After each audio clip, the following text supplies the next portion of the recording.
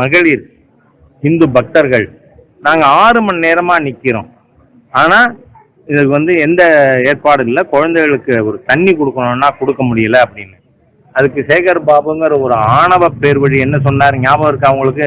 பாஜக மூத்த தலைவர் ராஜா விமர்சனம் குறித்த கேள்விக்கு அமைச்சர் சேகர் பாபு பதிலடி கொடுத்துள்ளார். இந்து அறநிலைத்துறையினுடைய அமைச்சரா இருக்கிற அவர் பேர் என்ன? அல்லேலியா பாபுவா? சேகர் பாபு, ஸ்னேக் பாபுலாம் இல்ல, அல்லேலியா பாபு. ஏன்னா அவருக்கு ஒருத்தர் நான் கிறிஸ்தவனா மாறிட்டேன் அப்படின்ன உடனே அவருக்கு உற்சாகம் வந்துருது. அல்லேலியா பாபுன்னு இந்த 4 மாவடி மோகன் சிலாசரஸ் மாதிரியா கோஷம் போடும். அப்படின்னா அவர் ஹிந்து சமய அறநிலைத்துறைக்கு மந்திரியா இருந்தா ஹிந்துக்களுக்கு நியாயம் கிடைக்குமா? கிடைக்காதுங்கிறது தான் இந்த சம்பவங்கள். போன மாசம் இந்த சேகர் பாபு கவிஞர் கனிமொழியா, ஆமா, எனக்கு இந்த கவிஞர்னா அது எங்க அண்ணா இல கணேசன் சொல்லுவார், நேர எழுதினா உரைநடை, மடக்கி மடக்கி எழுதினா கவிதை.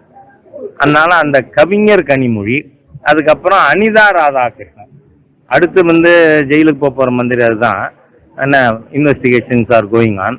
இவங்க 3 பேரும் இருக்கச்ச கோவில்ல இருக்கிற மகளிர் இந்து பக்தர்கள் நாங்க 6 மணி நேரமா நிக்கிறோம். ஆனா இதுக்கு எந்த ஏற்பாடு இல்லை. குழந்தைகளுக்கு ஒரு தண்ணி கொடுக்கணும்னா கொடுக்க முடியல அப்படின்னு. அதுக்கு சேகர் பாபுங்கிற ஒரு ஆணவ பேர் வழி என்ன சொன்னாரு ஞாபகம் இருக்கா உங்களுக்கு?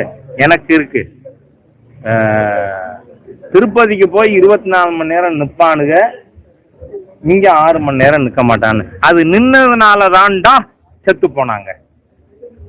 அப்படி நின்னதுனால ஒரு வெட்கம் கட்ட ஆணவ பேர் வழி ஹிந்து விரோத தீய சக்தி தமிழகத்துல ஹிந்து சமய அறநிலைத்துறை மந்திரியா இருக்கிறதுனால்தான் request honourable chief minister to sack this fellow.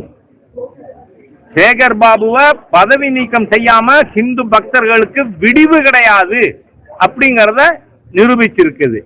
திமுக ஆட்சி அமைந்து 2600க்கும் மேற்பட்ட கோவில்கள்ல குடமுழுக்கு நடந்திருக்கக்கூடிய நிலையில ராஜா இந்து சமய அறநிலையத்துறையை கடுமையா சாடி இருக்காரு. என்னன்னு பாத்தீங்கன்னா திருச்செந்தூர், ராமேஸ்வரம், அதே போல தஞ்சாவூர்ல மூத்த நெரிசல்ல பக்தர்கள் உயிரிழந்திருப்பதாகவும் அறநிலையத்துறை அமைச்சராக சேகர் பாபு வரை இது தொடரும் அப்படின்னும், கோவில்ல வரக்கூடிய உண்டியல் பணம் அனைத்தும் அரசு அதிகாரிகளுக்கு சம்பளமா போகுது, அது மட்டும் இல்லாமல் போதுமான ஒரு அடிப்படை வசதி கூட கோவில்கள் இல்லைன்னு ஒரு குற்றச்சாட்டை நேற்று வச்சிருக்காரு.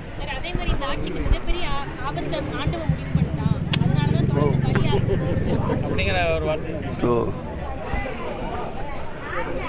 அது ஒரு 7 நாட்டு சனிமா,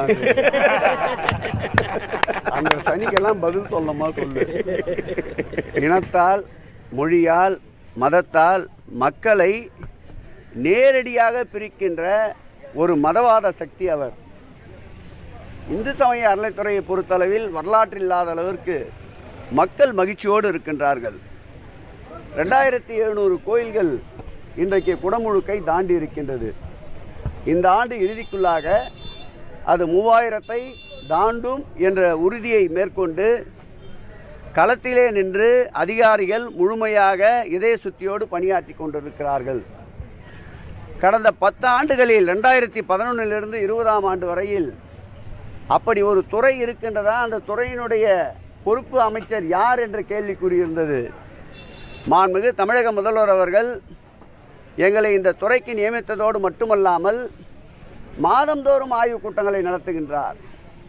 எங்காவது ஒரு அசம்பாவிதம் என்றால் காலையிலே கைபேசியிலே அவருடைய எண் தான் ஒலிக்கும். அந்த வகையில் எங்களை இயக்கிக் கொண்டிருக்கின்றார்.